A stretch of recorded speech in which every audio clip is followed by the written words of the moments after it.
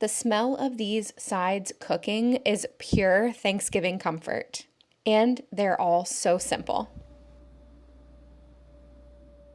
We're gonna make some crispy Boursin potatoes. If you like Boursin, you just can't miss out on these. I went ahead and pre-microwaved these to give them a head start because we're running low on time. It is 3:51. I have to leave by 5:15 to take my son to baseball tonight. So making these ahead of Thanksgiving, obviously, so that you guys can have these recipes. But if you're putting the potatoes in the oven and letting them cook fully, you're gonna cook at 400 for about an hour, 40 minutes to an hour, depending on the size of the potato. I went ahead and cooked them for 5 minutes in the microwave, so I gave them a good head start. So I'm hoping that's gonna help. Now you can rub them down with oil, but I'm just using my avocado oil spray, and then we're gonna use our flaky sea salt to coat the potatoes, making sure that they've got salt. Just adds to the flavor. So my hope is that we can cut the time down to like 25 minutes or so by pre-cooking them in the microwave, but I'm gonna pop them in. We'll see in about 20-25 minutes how they are. Okay, friends, let's finish up these potatoes. They took about 20 minutes or so. They're ultra hot, but I gotta get moving on this. So I'm gonna take them, I'm going to cut in half. Woo, okay. That's heat right there. I'm gonna scoop out portions of the potato. You do wanna leave some around the edge to kind of hold its shape. So don't go too much, but enough that you're getting some of the insides. You're supposed to wait until these are cool enough to touch, okay? Do as I say, not as I do, but I don't have time to wait. We need to move on, so here we are. Just gonna not feel my fingers for the next 3 days. I love potatoes, like baked potatoes, so much. If they have a good crispy skin and salt, and they're salted well, I can literally eat it just like this right here. I mean, this is like my ideal potato. My guess is you've either made or had twice baked potatoes before. The difference here is, have you ever had Boursin baked potatoes? Or twice baked potatoes rather, because it makes a difference, y'all. It makes a difference. Okay, these are nice and scooped out. I'm gonna probably just add them back here to the baking sheet that we were on. We need some Boursin, and we might need the whole package. Let's see, let's just see. Okay, so we're gonna actually only do half of one Boursin. You can put more in there if you want, because it really is such a delicious flavor, but I just don't want to overpower. I don't know, it probably wouldn't, to be honest. It would probably just be amazing. But I think this is gonna be good because these are smaller potatoes. Okay, just a little pre-mix here. I'm adding a couple tablespoons of butter. Kind of nestle that in there just so the butter can start to melt while we add the other ingredients. We also need some half and half. I'm gonna do probably a 1/4 cup. And then you can use your mixer if you wanna really get this nice and smooth. I actually don't feel like pulling mine out and then having to clean it. So I'm gonna try and get a nice smooth texture just by stirring it really well, mixing it like so. I mean, I could pop it into the KitchenAid mixer. We'll see. We'll see how smooth I can make this. Now you can also add salt here, but keep in mind that the outside of your potatoes have a good amount of salt on them. So you may not want to overdo it on the salt for the filling. All right, this is thoroughly sticking to my potato masher. Now we're gonna take the potatoes. Actually, let me move this out of the way. Spoon this back in to each one.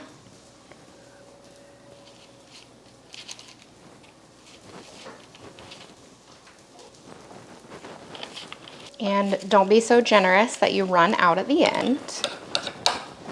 All right, these can go back into the oven for about 12 to 15 minutes. And that's just gonna give it that reheat process, make sure everything is nice and heated through. But also you might wanna turn the broiler on at the end on high, just because it adds a really pretty color to the top as well. All right, let's finish off these potatoes. They just came out and they look so good. Whew, they are hot. Keep that in mind. There are tongs right behind me. Why do I do this to myself? Why? So if you broil them, that's what gives them this beautiful brown color that you've got on the top here. Now you can top with green onion or something like that, but we are huge fans of thyme. If you've been here for a while, you already know that. You already know that our favorite herb is thyme because I use it all the time. I'm so corny. Don't worry about me. Y'all are here for a reason. Simple, delicious, and easy to make. And it's the food everybody wants. Who doesn't love a great twice baked potato?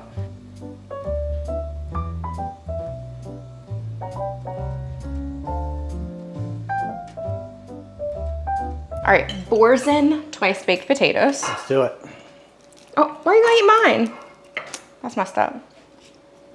Chase that Boursin. That Boursin comes right in away. at the end too. Yeah, that's really good. And I think love a twice baked potato. Same. I think they're twice baked potato is one of my favorites, Yeah. but I want to eat it with the crispy skin too. Yes. Those two different yeah. textures. One of my favorite things. We used to go to a restaurant.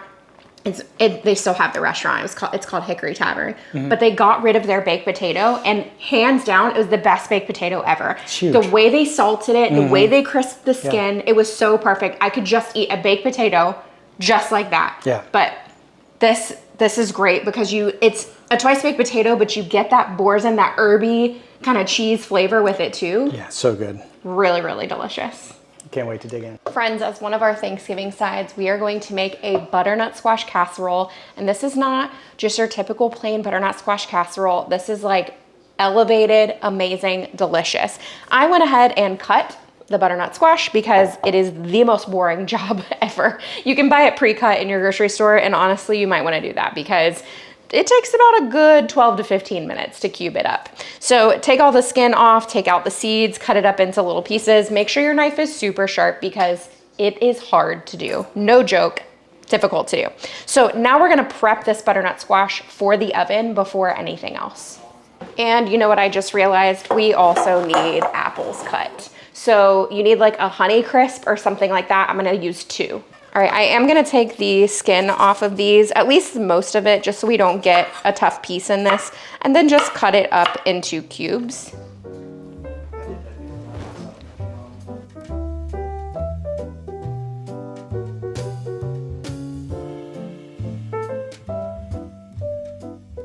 Glad I caught that. I am cutting this into approximately the same size as the butternut squash, making sure they're about the same.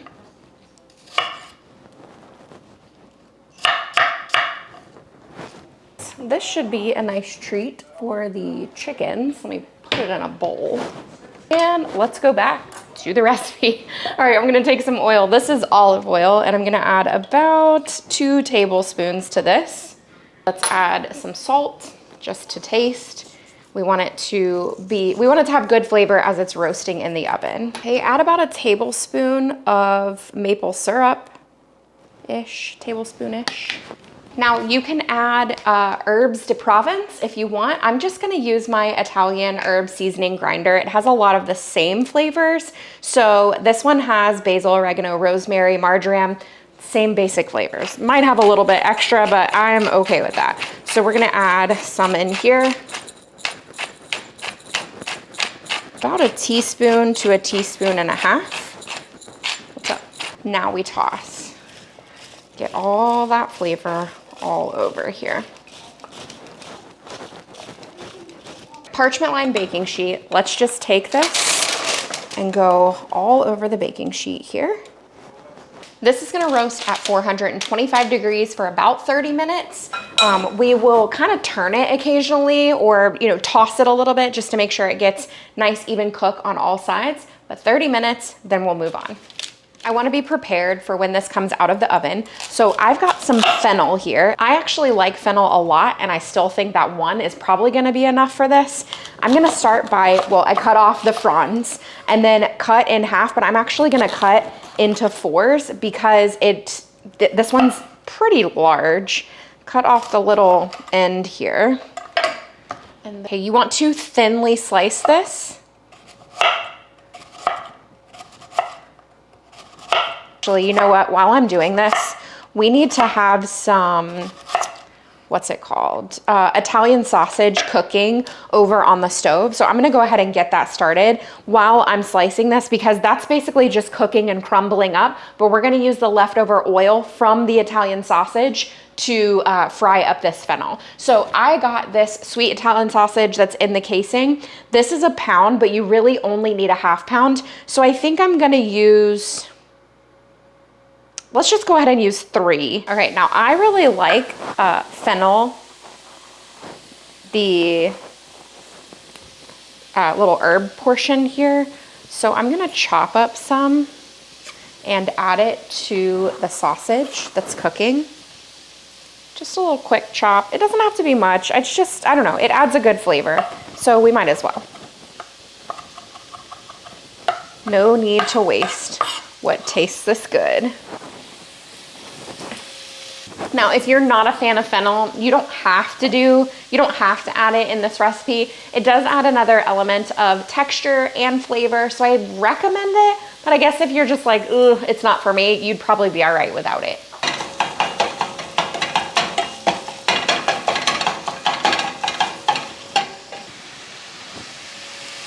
Okay, this is about done.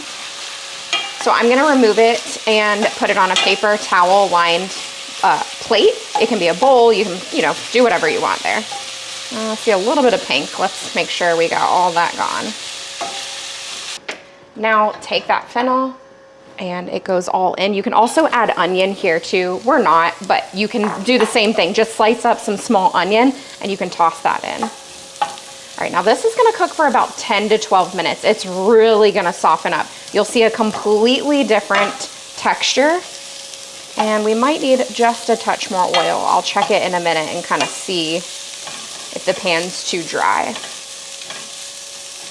So really for this, you're just letting it cook for about 10 to 12 minutes. You don't really have to babysit it too much. Stir it occasionally, obviously, so nothing gets too done on the bottom or anything like that. But yeah, I'm on like a medium-ish heat, 10 to 12 minutes, and then we'll check back. Okay.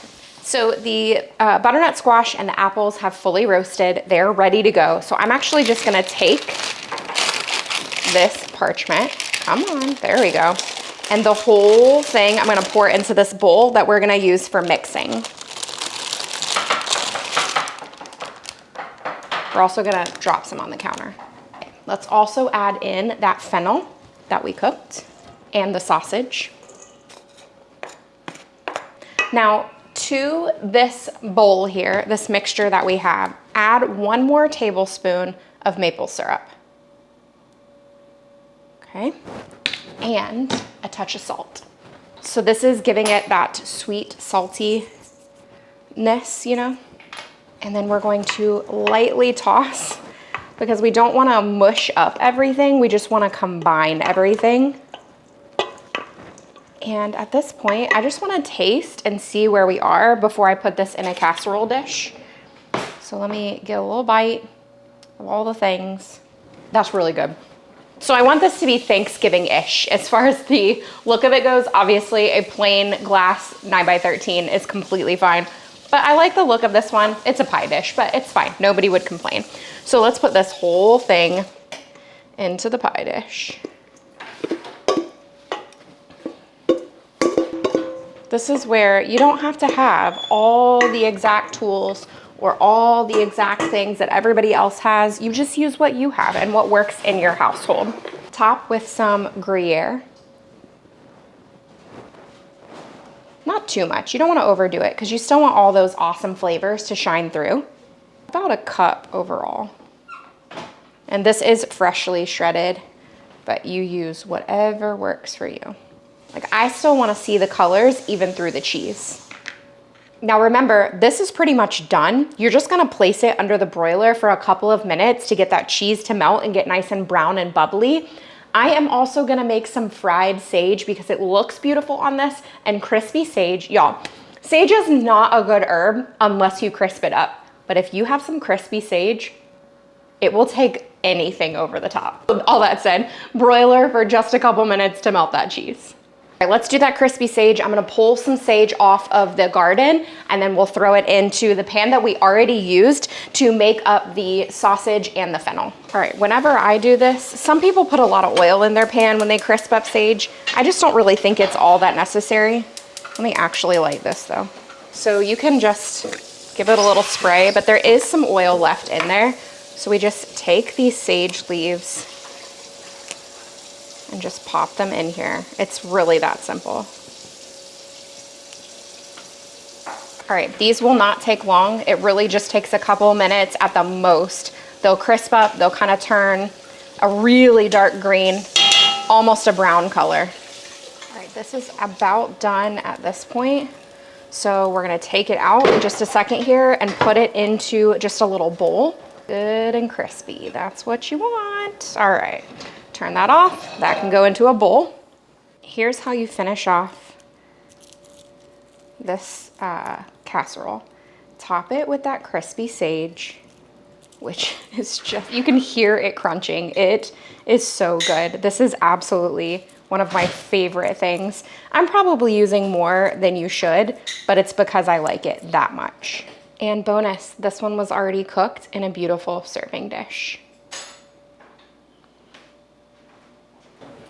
Okay, so butternut squash, apples, fennel, Gruyere, sage, lots of earthy flavors, but also that sweetness from the butternut squash and the apple. I like that a lot. There's some fall flavors and appearance as well. Yeah. I like the crunch in that sage. Is that what it is? Yeah, that's a good addition. I always like fennel. I do too. Yeah. I really like fennel. Yeah. We don't have it enough because I'm like, I forget about it, I guess. Yeah. I do think that this one could use a touch more salt. It's surprising how much you have to salt this, but you guys know, we don't love sweet things, and I don't think this is overly sweet. There is 2 tablespoons of maple syrup in it, and I don't think that makes it overly sweet, but it adds some sweetness. That may be why it needs a little salt. That's true. But You could achieve that same thing by just putting more meat in it.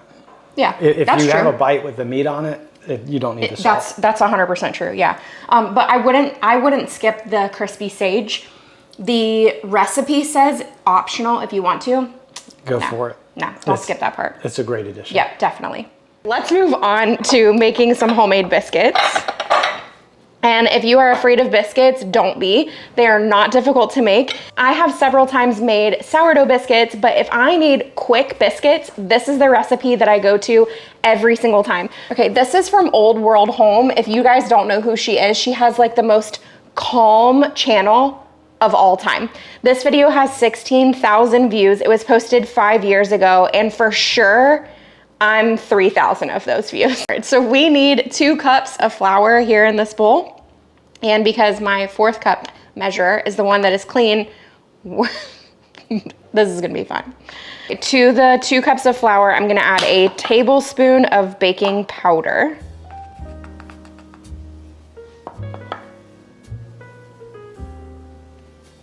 And a ½ teaspoon of salt. Okay, you guys know normally I sift this, but we didn't today, so this is just where we are. Hopefully it'll be all right and we're not gonna have any big old clumps or anything. Now you need 5 tablespoons of butter cut into little pieces. Here's how I go about it to make it easier on me. You can absolutely take your butter and just cut it into pieces. I use my cheese shredder because it seriously just makes it so easy. I already have frozen butter because we buy butter in bulk and just keep it in the freezer. We'll grate that right in here.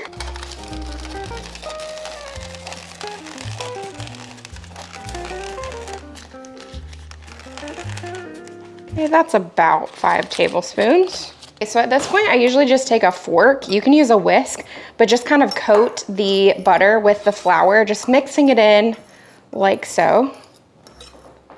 I'm gonna add 2/3 of a cup of milk, and we just kind of test it at that point and see what it looks like once it's combined. We can add a tablespoon at a time more if it needs a little bit more. 2/3, this is my 1/3 cup, so.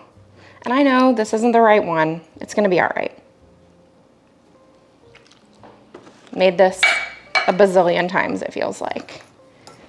Okay, mixing that. It's still pretty crumbly. However, how would you say that? Crumbly? Dry? That would be the right, dry. That would be better. All right, so I am gonna add a little bit more here. About 1.5 tablespoons-ish. Throw some over there on the floor so we can get that later. It's looking pretty good now. Okay, yes. This is how we want it to be. So let me make sure, I cleaned off my counter before I started this video, but let me make sure it's really good and clean so that we can press out these biscuits. So I always keep my little biscuit cutter over here in the drawer. Let's line the baking sheet with parchment paper just for easier cleanup. Make sure this is nice and mixed, ready to go. Another cool thing about these biscuits is you could add different ingredients into them. So if you love things like fresh herbs, parsley, if you want to make them cheese biscuits, you can do them however you want them to be. I'm just going to put a little bit of flour on here so that the biscuits don't stick as I'm cutting them out. Lay this out and just press down. Now, I don't know exactly how thick these are supposed to be, but I probably make my biscuits a tad thinner than traditionally. You go with whatever you like to do as far as biscuits. I probably am gonna press mine out to about 3/4 of an inch, maybe 1/2 inch. And then we take our little biscuit cutter, press that in, cutting the biscuit, take that out, and just put it onto the parchment. And just do this repeatedly and then re-roll it out to make the next however many. I don't even remember how many these make, honestly. Maybe 8-ish. These bake at 450 degrees for 12 to 15 minutes.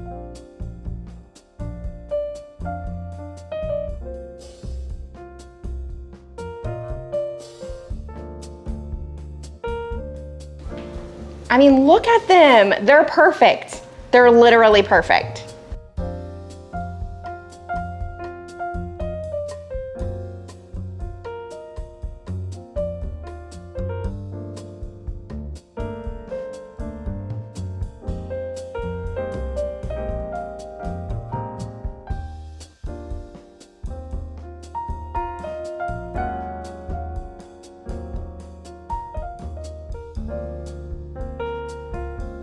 Our verse today comes from Proverbs 3:5-6. Trust in the Lord with all your heart, and do not lean on your own understanding. In all your ways acknowledge him, and he will make straight your paths. I hope these sides make your Thanksgiving a little less stressful and a lot more special.